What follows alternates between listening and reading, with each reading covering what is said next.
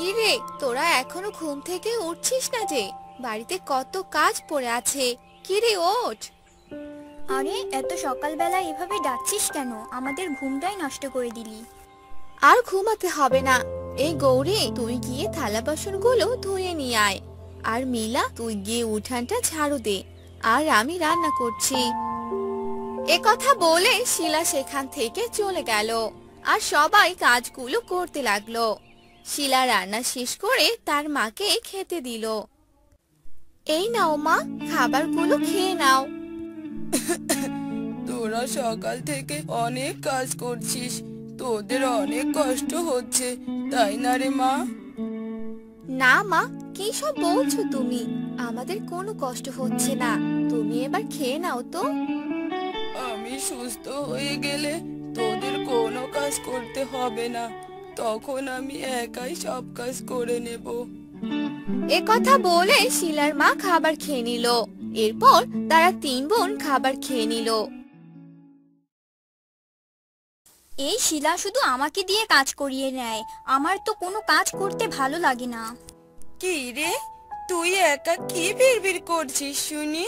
না রে, কিছু বলছি না। তোর কি কোনো কাজ নেই নাকি যে তুই আমার এখানে এলি? আমার তো সব কাজ শেষ, তাই তো এখন চলে এলাম।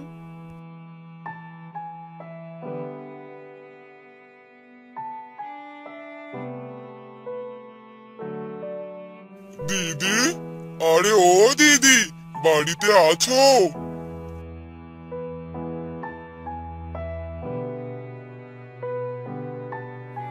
আরে কাকু, আপনি আসুন, বসুন এখানে। না রে মা, বসবো না। তোমার মা কোথায়? মা তো ঘরে। মা, ও মা, বাহিরে এসো, তোমায় কাকু ডাকছে।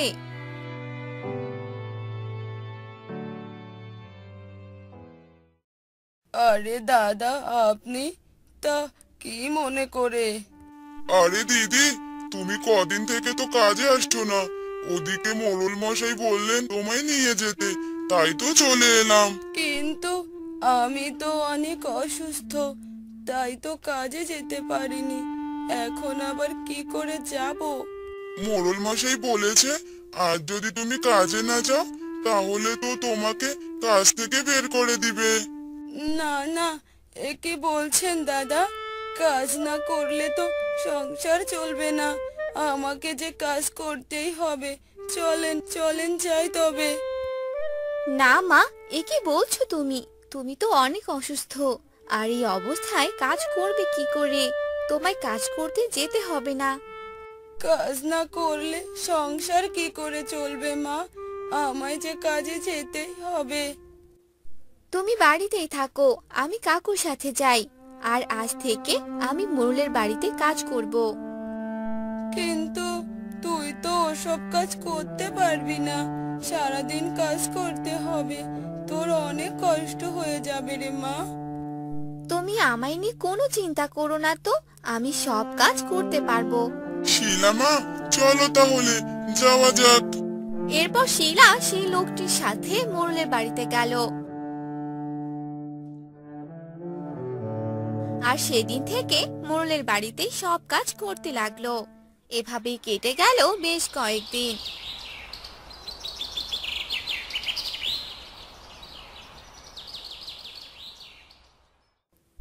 তোরা এভাবে বসে আছিস যে, তোদের কি রান্না করতে হবে না নাকি?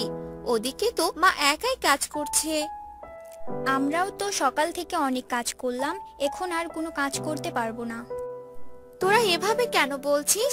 আমরা যদি সবাই মিলে একসাথে কাজ করি তাহলে আমাদের সব কাজ তাড়াতাড়ি শেষ হবে আর কষ্টও কম হবে।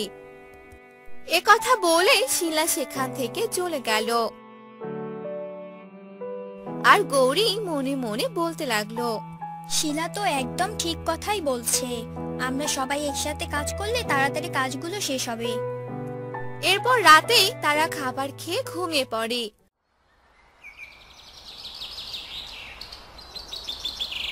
পরদিন সকালে শিলা মোড়লের বাড়িতে কাজ করতে যায়। গৌরী উঠোন ঝাড়ু দেয়, এরপর রান্না করে।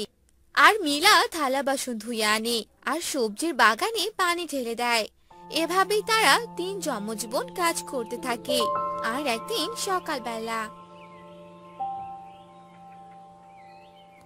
মা, এই দেখো সবজির বাগানে কতগুলো সবজি ধরেছে।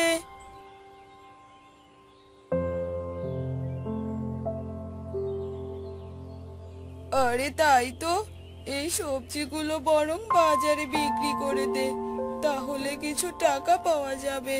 ঠিক আছে মা, আমি বরং আজ বিকেলে এগুলো বাজারে নিয়ে যাব। বিকেলবেলা মিলা সেই সবজিগুলো নিয়ে বাজারে গেল আর সেগুলো ভালো দামে বিক্রি করলো। এরপর বাড়ি ফিরে এলো। এই দেখো মা, সবজিগুলো বিক্রি করে আমি 100 টাকা পেয়েছি। এবার থেকে আমি সবজির বাগানে বেশি বেশি খেয়াল রাখবো, তাহলে আরো বেশি বেশি ফলন পাবো।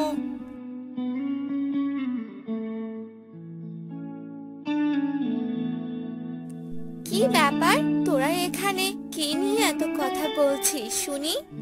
এই দেখ শিলা, আমি সবজি বিক্রি করে কতগুলো টাকা পেয়েছি। আরে, আমাকেও মোড়ল মশাই কাজের টাকা দিয়েছেন। এই নাও মা, এগুলো টাকা তোমার কাছে রেখে দাও। ঠিক আছে, তোদের দুজনের টাকাই রেখে দেই। তোমরা কি আরো গল্প করবে নাকি এবার খেতে আসবে? তোমাদের জন্য আমি রান্না করেছি। চল, তোরা এবার সবাই একসাথে খাবার খেয়ে নে। এরপর তারা খাবার খেয়ে নিল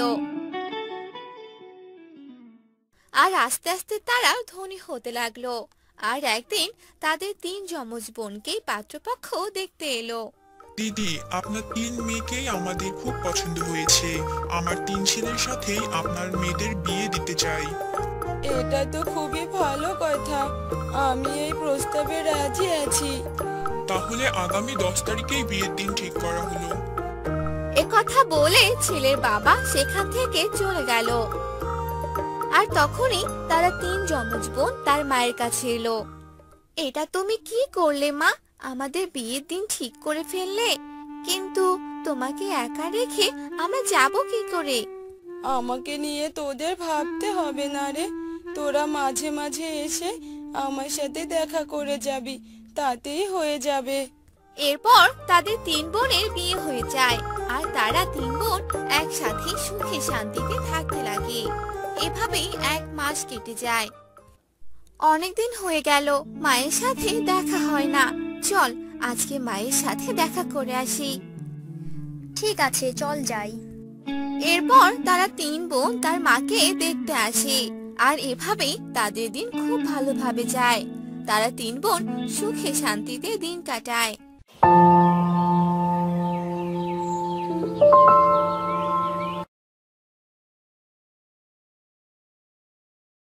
কি ব্যাপার, বাবা মেয়েতে কি খোশ গল্প করা হচ্ছে শুনি?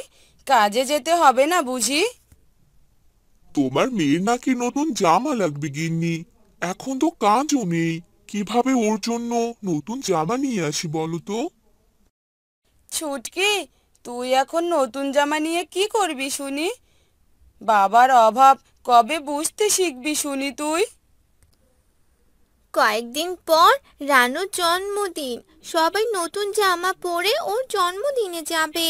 থাক, আমার নতুন জামা চাই না। রাগ করিস না মা, দেখি মোড়ল মশাই থেকে কিছু টাকা পাই কিনা। থাক, লাগবে না নতুন জামা। এ কথা বলে ছুটকি বাড়ি থেকে চলে যায় আর একটি নদীর ধারে গিয়ে বসে কান্না করতে থাকে। অন্যদিকে ছুটকির বাবা রমেশ মোড়লের কাছে যায় আর মোড়লকে বলতে থাকে। মোড়ল মশাই। কি রে রমেশ, কি বলবি? তোর চোখে মুখে তো অন্য কিছু। কি ব্যাপার, খোলসা করে বলতো। না মানে মোড়ল মশাই, আমাকে 500 টাকা যদি ধার দিতেন তাহলে খুব ভালো হবে। সেটা না হয় দিলাম, কিন্তু তোর কাছে যে আগের অনেক টাকা পাই সেগুলোর কি হবে? দিয়ে দেব মোড়ল মশাই, চিন্তা করবেন না। দিয়ে দেব না, তুই 3 দিনের মধ্যে আমার সব টাকা সুদ সমেত ফেরত দিবি, নয়তো তোর বাড়ি ভিটা আমার নামে করে দিতে হবে। না না মোড়ল মশাই, এমন জুলুম করবেন না। থাক, আমার এখন টাকা লাগবে না। মোড়লের মুখে এমন কথা শুনে রমেশ মন খারাপ করে বাড়ি চলে আসে। আর অন্যদিকে কি রে ছুটকি, এখানে বসে আছিস কেন? কখন থেকে খুঁজতেছি তোকে। খেলতে যাব, চল। না, আমি খেলতে যাব না, তুই যা। কেন রে, কি হয়েছে? জানিস, বাবাকে বলেছিলাম একটা জামা কিনে দিতে। বাবার কাছে নাকি টাকা নেই। আমি বাড়ি যাব না, তুই যা। মন খারাপ করিস না, দেখবি টাকা হলে এখনই কিনে দিবে। থাক, ওরা সবাই আমার জন্য অপেক্ষা করছে। এরপর রানু সেখান থেকে চলে যায়। আর ছুটকি মন খারাপ করে বসে থাকে। আচ্ছা, ওখানে ওটা কি? তখন থেকে দেখছি জল জল করছে। দেখি তো সামনে গিয়ে।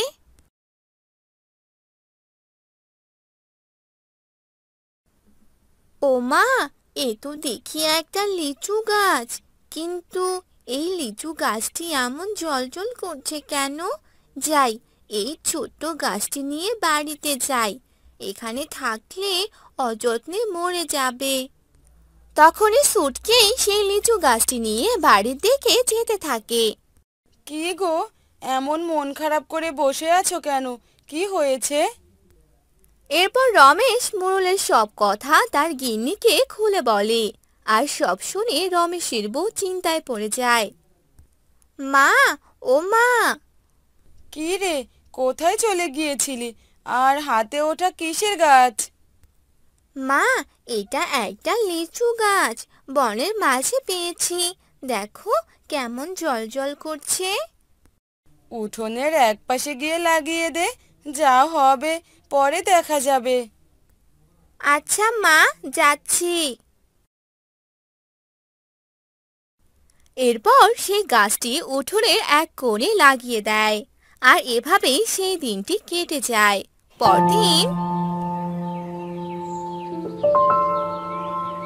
পরদিন তোর বাবা সেই কখন গেছে কাজ করতে, কে জানে কোনো কাজ পেলো কি না। তখনই সেখানে রমেশ চলে আসে আর বলে, না গো গিন্নি, কোনো কাজ পেলাম না, কিন্তু বাইরে বেরিয়ে এসো। কেন বাবা, বাহিরে কি আছে? তারা সবাই মিলে বাহিরে বেরিয়ে আসে। আর দেখে ছুটকির কালকে যে ছোট লিচু গাছ রোপণ করেছিল তা আজ অনেক বড় হয়ে গেছে। আর তাতে থোকায় থোকায় লিচু পেকে আছে। কি অবাক কাণ্ড! কালকেই তো এত ছোট একটি গাছ ছুটকি নিয়ে এলো। ভগবান আমাদের উপর মুখ তুলেছে এসে।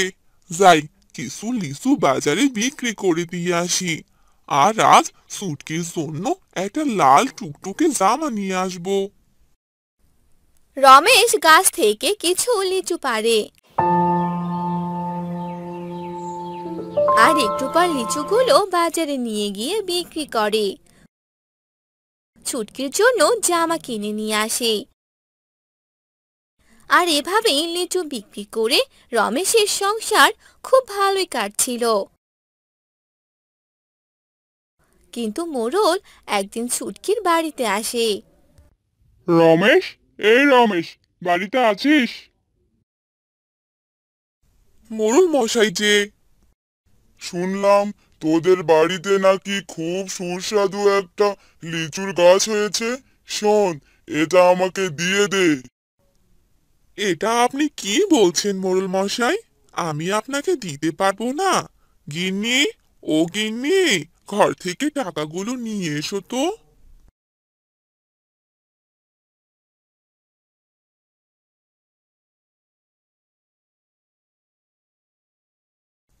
এই নিন মোড়ল মশাই আপনার টাকা, সুদ সমেত দিয়ে দিয়েছি। আশা করি আর কখনো আপনি আমার এই বাড়ি ভিটের উপর নজর দিবেন না। মোড়ল টাকা নিয়ে হতাশ হয়ে চলে যায়। আর ছুটকি তার পরিবার নিয়ে খুব সুখেই বাস করতে থাকে।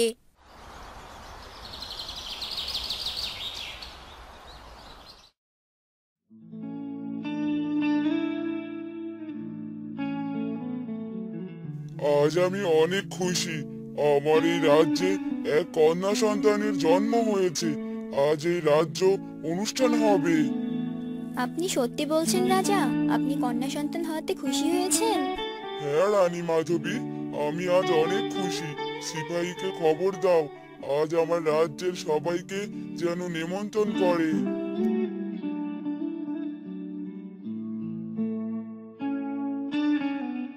মহারাজ, আপনি আমায় ডেকেছেন? হ্যাঁ রেখেছি। শোনো সিপাহী, তুমি আমার রাজ্যের সবাইকে নেমন্তন্ন করবে। তারা সবাই যেন আমার এই রাজ্যে আসে। জি মহারাজ, আমি এখনই এ খবর পুরো রাজ্যের সবাইকে জানিয়ে দিয়ে আসছি। এই বলে সিপাহী সেখান থেকে চলে গেল।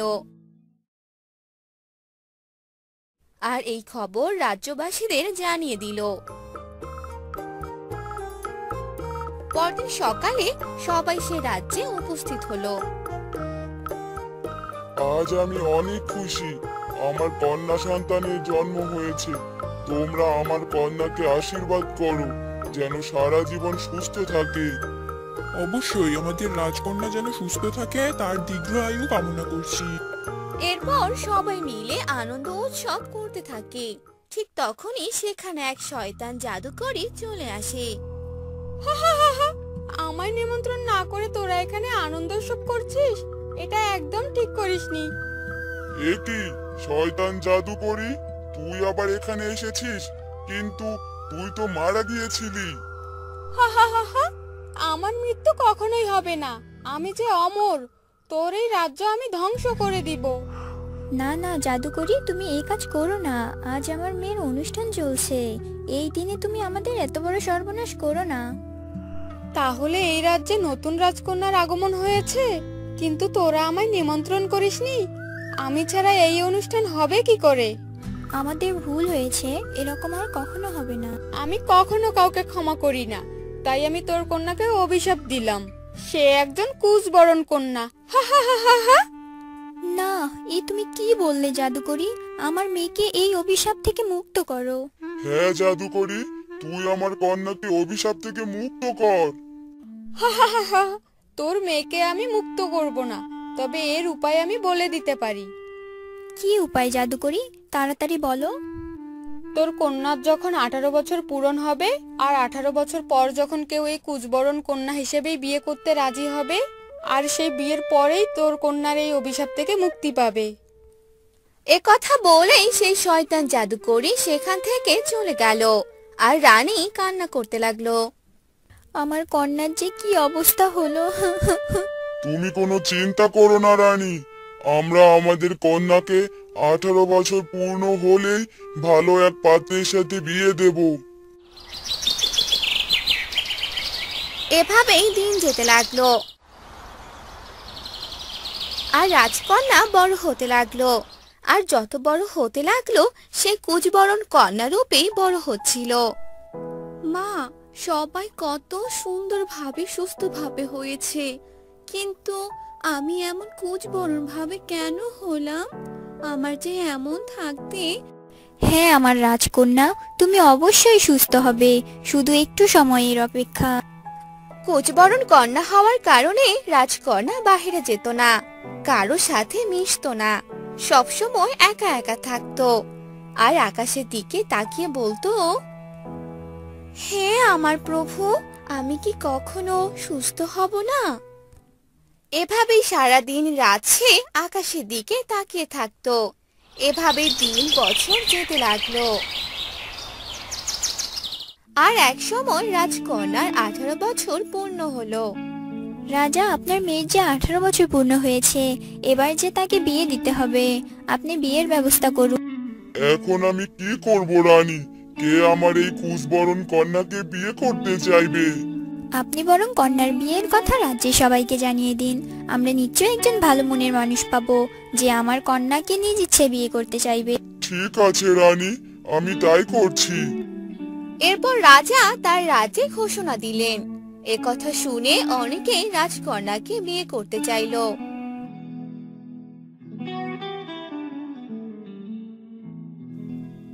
আমি আপনার কন্যাকে বিবাহ করতে চাই। তুমি কি আমার কন্যার ব্যাপারে সবকিছু জানো? যদি না জেনে থাকো তাহলে শোনো, আমার মেয়ে একজন কুশবরণ কন্যা। তাতে কি হয়েছে? আমি যদি রাজকন্যাকে বিবাহ করি তাহলে আমি এই ধন সম্পদ পাবো, সবকিছু তখন আমার হয়ে যাবে। হ্যাঁ মহারাজ, আমি রাজি আপনার কন্যাকে বিবাহ করার জন্য। ঠিক আছে, এবার তুমি যেতে পারো।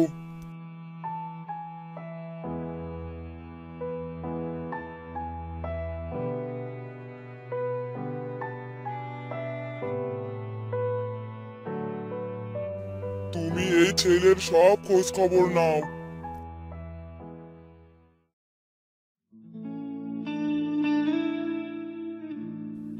রাজার কথা শুনে সিপাহী ছেলেটির ব্যাপারে খোঁজ খবর নিতে থাকে। এরপর সিপাহী মহারাজার কাছে আসে।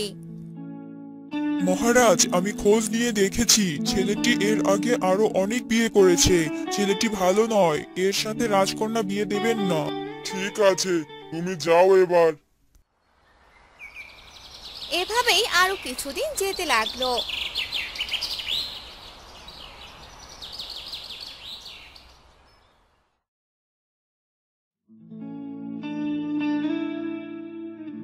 আর একদিন এক ছেলে রাজকন্যাকে বিয়ে করার প্রস্তাব নিয়ে এলো। রাজা তার ব্যাপারে খোঁজ নিল। মহারাজ, এই ছেলে অনেক ভালো, নিজে অনেক গরিব তবুও অসহায় মানুষদের সাহায্য করে, নিজে না খেয়ে তাদের খেতে দেয়। এই ছেলে রাজকন্যার যোগ্য, আর রাজকন্যার ব্যাপারে সব জেনেই সে এই বিয়েতে সম্মতি দিয়েছে। অবশেষে আমি এক উপযুক্ত পাত্র পেলাম, আজ আমার অনেক আনন্দ লাগছে। এরপর রাজা তার কন্যাকে সেই ছেলের সাথে বিয়ে দিল। বিয়ে হওয়ার পরপরই রাজকন্যা একদম ঠিক হয়ে গেল, তার অভিশাপ থেকে মুক্তি পেল। মা দেখো, আমি একদম ঠিক হয়ে গেছি, সোজা হয়ে দাঁড়াতে পারছি। তোমায় অনেক ধন্যবাদ, আজ থেকে তুমি হলে আমার রাজকুমার। এরপর রাজা সেই রাজকুমারকে রাজ্যের সব দায়িত্ব দিয়ে দিল, আর রাজকুমারও তার সৎ মন মানসিকতার দ্বারা রাজ্য পরিচালনা করতে লাগলো।